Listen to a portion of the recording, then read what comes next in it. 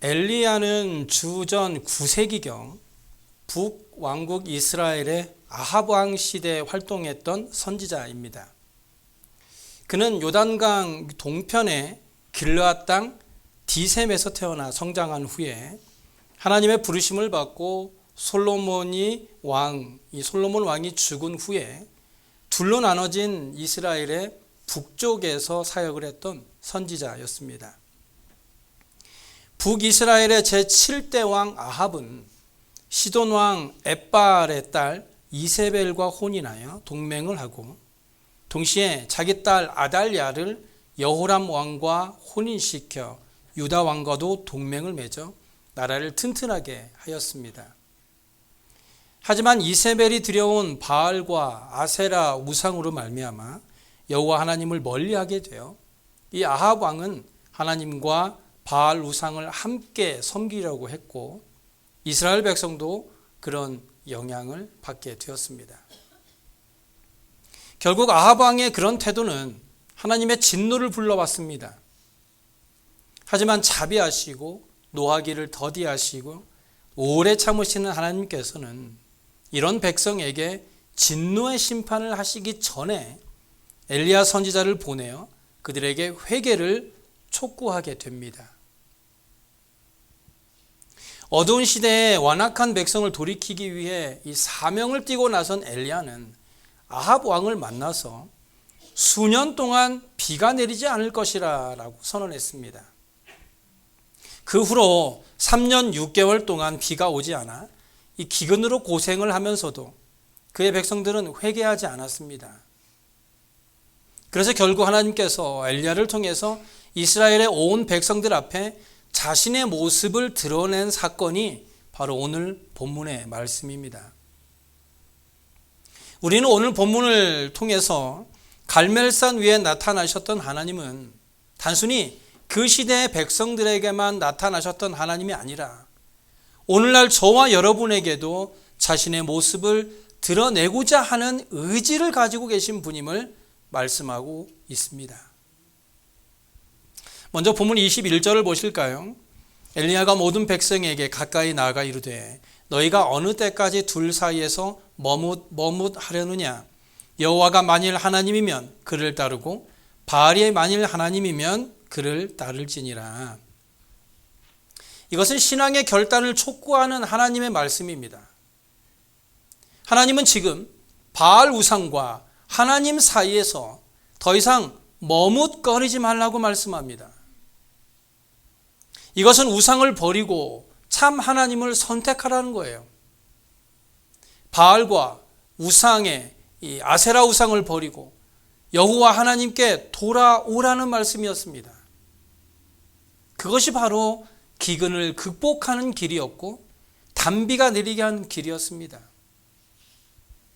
그런데 이 백성은요, 말 한마디도 대답하지 않고 있습니다. 지난 3년 6개월 동안이나 계속된 가뭄으로 괴로움을 당하고 있었지만 그들은 아무 말도 대답하지 않고 있습니다. 그 이유는요, 이 가뭄이 바로 엘리야 때문에 온 것이라고 생각하고 있었기 때문이죠. 앞서 17절을 보시면 아합이 엘리야에게 이런 말을 해요.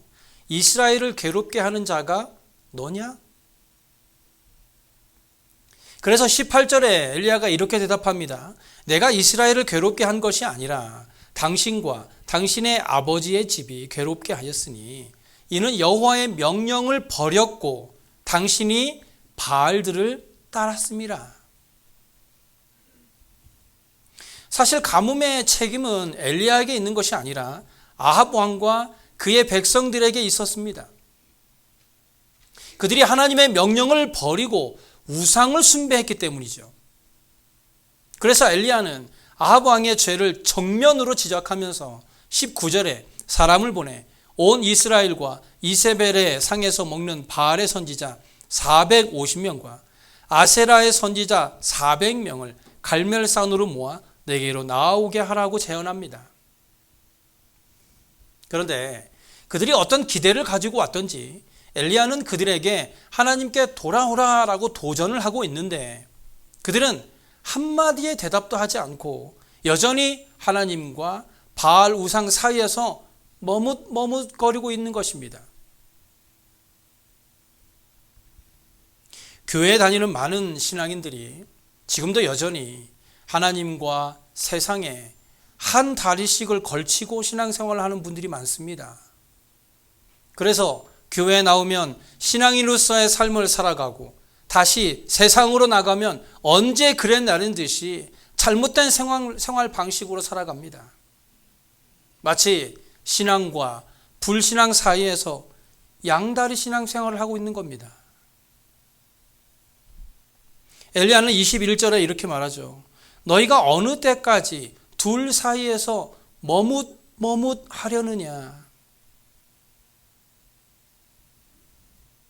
엘리야는 아합에게 바알의 선지자 450명과 아세라 선지자 400명, 즉 850명과 대결을 하자고 제안을 했는데 결국 아세라 쪽 선지자 400명은 오지 않았습니다. 그래서 한마디도 하지 않는 백성들을 향해 엘리야는요, 22절에 여호와의 선지자는 나만 홀로 남았으나 바알 선지자는 450명이라면서 450대 1의 대결을 준비합니다. 현실적으로는 도저히 불가능한 대결이죠. 하지만 엘리야가 450대 1의 대결에서도 조금도 두려워하지 않았던 것은 하나님을 향한 믿음이 확실했기 때문입니다. 그래서 엘리야는요, 23절과 24절에 보시면 송아지 둘을 가져다가 각자 한 마리씩을 골라서 그것을 잡아 나무 위에다 올려놓고 그들은 그들의 신의 이름을 부르고 엘리야는 여호와의 이름을 불러서 누구의 제단에 불이 붙는지를 보자고 했습니다. 그래서 불이 붙는 쪽이 진짜 살아계신 하나님이다, 참신이다 라는 것을 밝혀보자는 것이죠. 자, 이제 엘리야가 말합니다. 너희는 450명이나 되니 먼저 송아지 한 마리를 택하여 잡고 너희의 신의 이름을 부르라. 그래서 26절을 보면요, 그들이 송아지를 가져다 잡고 아침부터 낮까지 바알의 이름을 불러 이르며 바알이여 우리에게 응답하소서 하나 아무 소리도 없고 아무 응답하는 자도 없으므로 그들이 그 쌓은 제단 주위에서 뛰놀더라. 심지어 28절을 보시면요, 그들이 큰 소리로 부르고 그들의 규례를 따라 피가 흐르기까지 칼과 창으로 그들의 몸을 상하게 했습니다. 그래도 여전히 그 송아지에는 불이 붙지 않았습니다. 이제 엘리야의 차례가 되었습니다. 그런데 엘리야는요, 그냥 기도하지 않았습니다. 엘리야는 먼저 제단을 쌓고 제단을 돌아가며 도랑을 만들고 제단 위에 송아지의 각을 떠서 올려놓은 후에 물을 4통이나 번제단 위에 부으라고 명령합니다. 그것도 3번씩이나 물을 부으라고 명령하죠.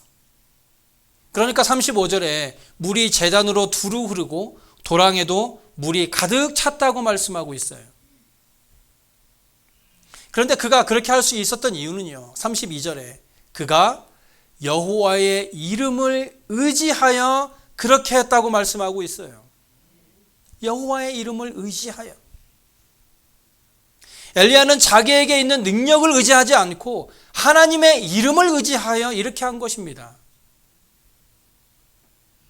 하나님의 이름을 의지한다는 것은 도저히 내가 할 수 없는 일을 할 수 있다라는 믿음을 가지는 것이 아니라 내가 할 수 없는 그 일을 내 대신 하나님께서 할 수 있다라는 믿음을 가지는 겁니다. 즉 내가 가진 능력은 포기하고 하나님께서 나의 모든 삶의 방향을 하나님께 맡기는 것입니다. 하지만 여기에서 우리가 주의해야 할 것은요, 하나님의 이름을 의지할 때 하나님을 시험해서는 안 된다는 겁니다. 많은 분들이 하나님의 이름을 의지한다는 명목하에 하나님을 시험하는 분들이 있습니다. 하지만 그것은 대단히 위험한 행동입니다.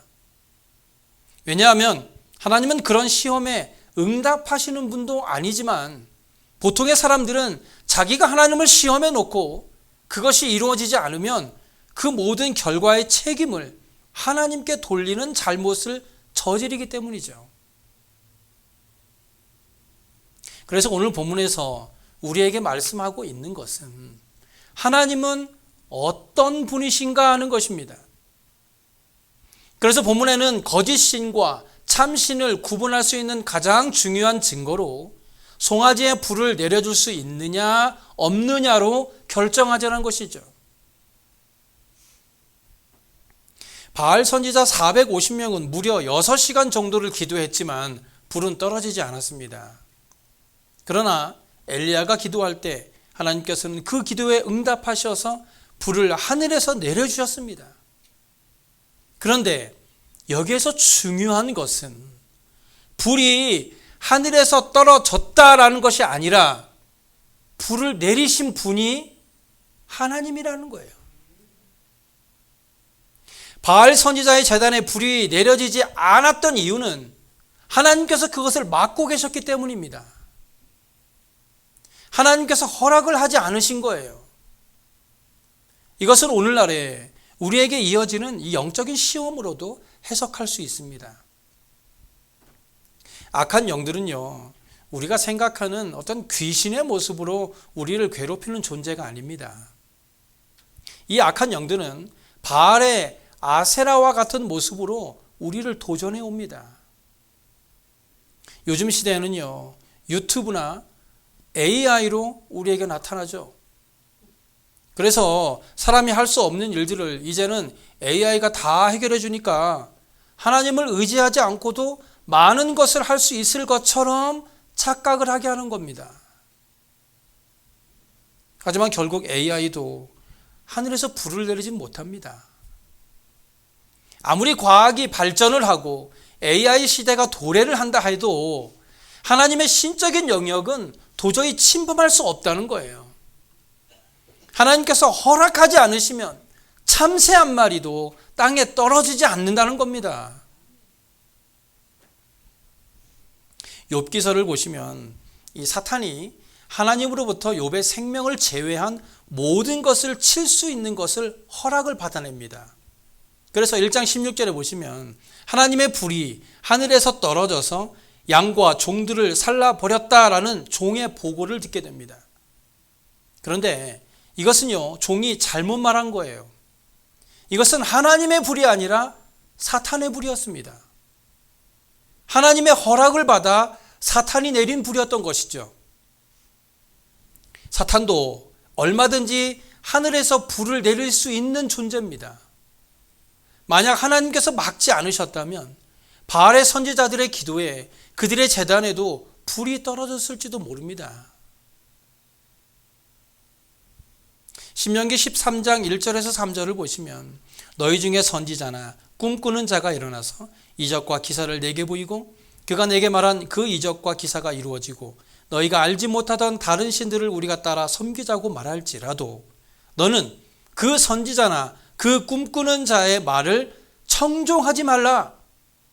이는 너희의 하나님 여호와께서 너희가 마음을 다하고 뜻을 다하여 너희 하나님 여호와를 사랑하라는 여부를 알려하사 너희를 시험하심이라.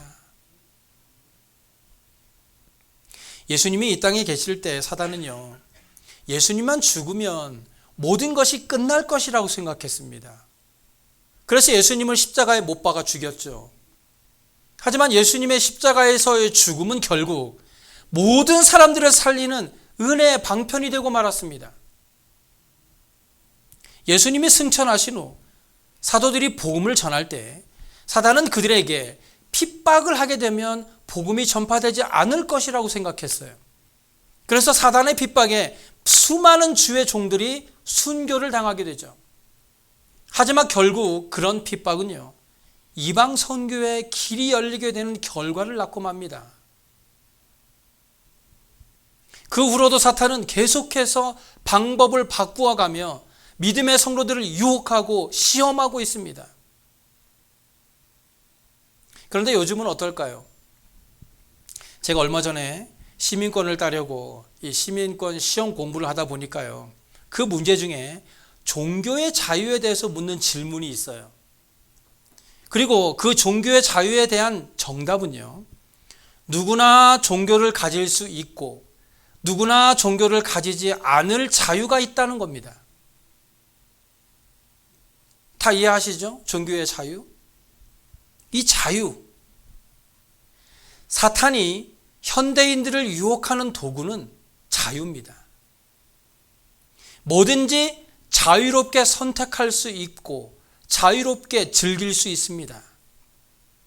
종교의 자유는 물론이고 요즘에는 심지어 남자와 여자를 스스로 선택할 수 있는 자유가 자신에게 있다고까지 말을 해요.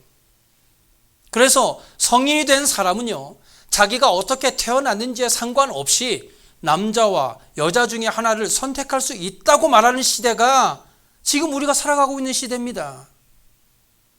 자유. 지금 사탄은 자유를 가지고 많은 사람들을 넘어뜨리고 있어요.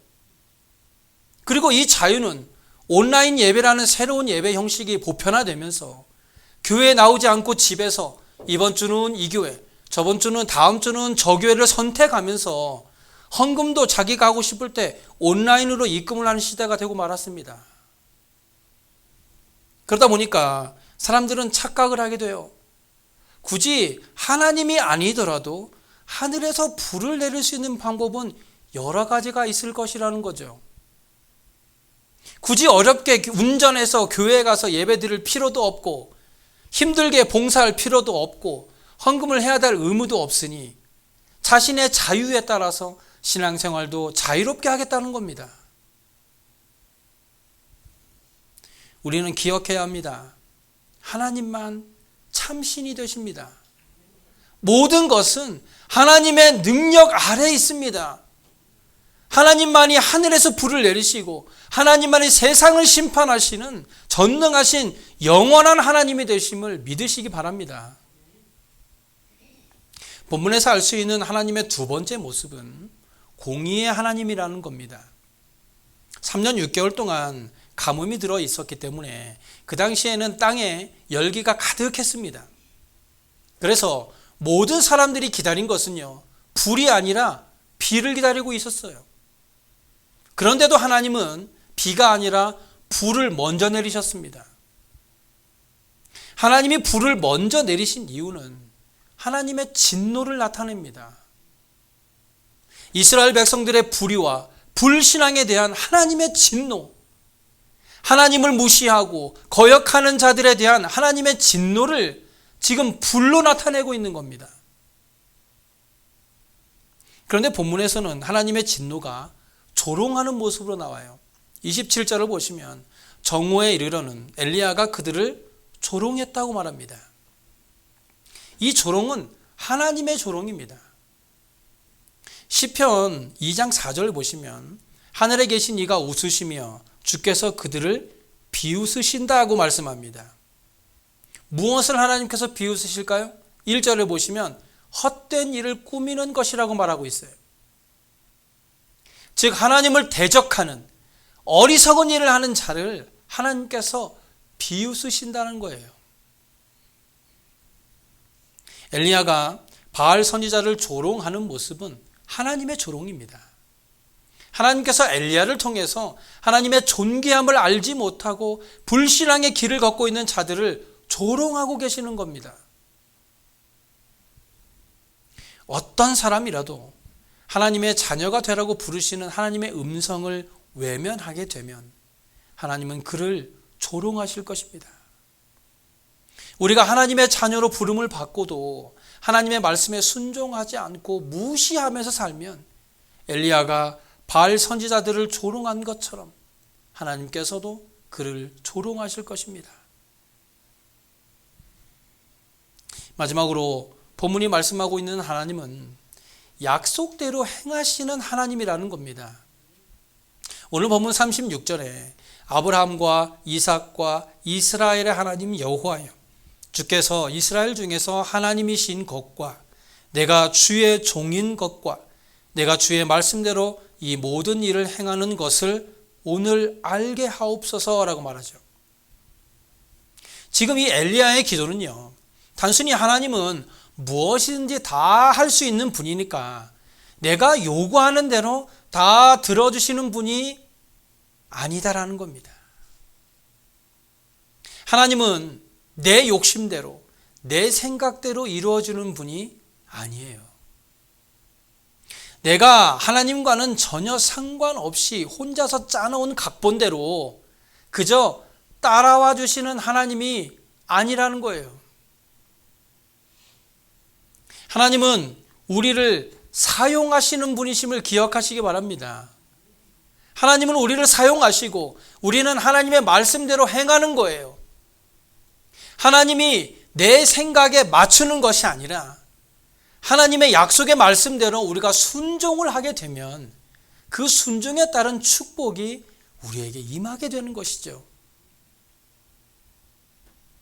열왕기상 18장 1절을 보시면 하나님이 엘리야에게 약속을 하세요. 너는 가서 아합에게 보이라. 내가 비를 지면에 내리리라. 여기 보시면 하나님은 이미 엘리야에게 비를 내리시겠다고 약속해 주셨어요. 하나님이 불을 내리신다고 하지 않았어요. 비를 내리겠다고 먼저 약속하셨죠. 그리고 성경에는 기록되어 있지는 않지만 엘리야가 제단을 쌓고 그곳에 제물을 올려놓고 거기에 물을 부은 다음에 불을 내려달라고 기도한 것은 이 전체적인 문맥을 볼 때 엘리야의 자기의 생각대로 하는 것이 아니라 하나님의 말씀을 따라서 행한 것이 틀림이 없습니다. 반면에 바알 선지자들은 어땠습니까? 6시간이 넘는 시간 동안 열심히 고함을 지르고 애를 쓰다 안 되니까 나중에 자기의 몸에 피까지 내면서 열심히 외쳤습니다. 지성이면 감천입니까? 1시간 기도한 것으로 부족해서 안 들어주시면 2시간 기도하면 되고 2시간 기도해서 안 들어주시면 3시간 기도하면 들어주는 그런 하나님입니까? 하나님께서는 우리에게 약속하신 대로 행하시는 분이지 내가 고집을 피운다고 해서 약속을 바꾸시는 분이 아니라는 거예요. 하나님이 약속을 하셨기 때문에 그 약속을 따라서 행하시는 분이 바로 우리 하나님이십니다. 우리가 몸에 피가 나도록 애를 쓰지 않아도 하나님은 우리에게 예수를 주라고 고백하는 모든 자들에게 하나님의 자녀가 되는 권세를 주시겠다고 약속하신 그 말씀대로 구원을 우리에게 선물로 주셨습니다.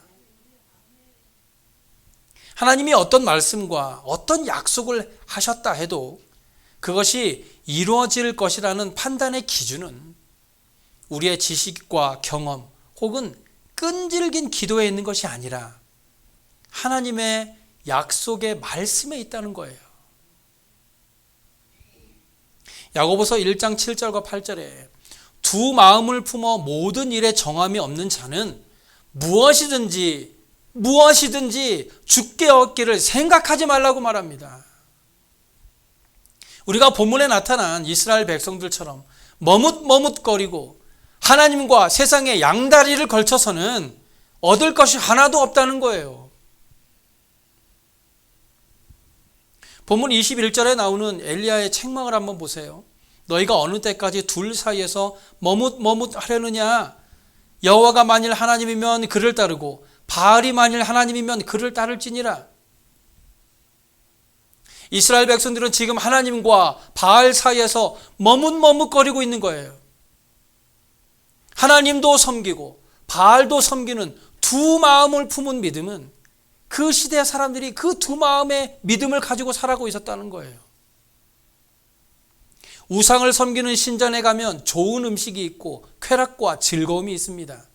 하지만 하나님을 섬기는 제사에 가면 지루합니다.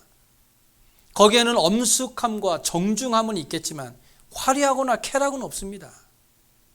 그래서 이스라엘 백성들은 하나님께 마음을 두지 못하고 이러지도 못하고 저러지도 못하는 상황에 놓여 있었던 거예요. 물론 저는 하나님을 예배하는 이 자리가 즐겁고 기쁜 자리가 되었으면 좋겠습니다.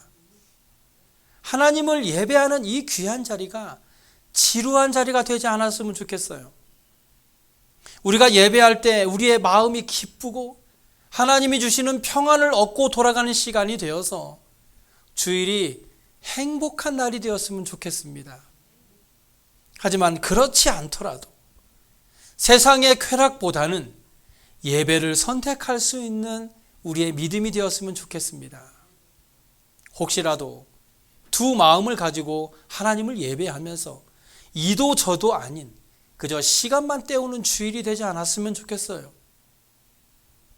우리가 드리는 이 예배의 시간이 정말 하나님을 기쁘시게 해드리는 시간이 될 때 하나님만 주실 수 있는 평강이 우리의 삶에도 가득하게 될 줄로 믿습니다. 여러분에게 하나님은 어떤 분이십니까? 만약 지금까지 여러분에게 있어서 하나님이 세상과 하나님 사이에 머뭇거리게 하는 존재였다면 이제는 1초의 고민도 없이 하나님을 선택할 수 있는 삶이 되시기 바랍니다. 지금 혹시 여러분이 어떤 문제를 두고 하나님과 세상을 선택해야 하는 상황에 놓여 있다면 반드시 하나님을 선택하시기 바랍니다. 내가 하나님을 선택하면 하나님께서 우리의 삶을 책임져 주실 줄로 믿습니다. 우리를 구원하시기 위해 독생자 예수 그리스도를 십자가에서 희생시키신 하나님께서 하나님을 선택하는 저와 여러분의 삶을 반드시 놀라운 축복의 길로 인도할 줄로 믿습니다. 기도하겠습니다.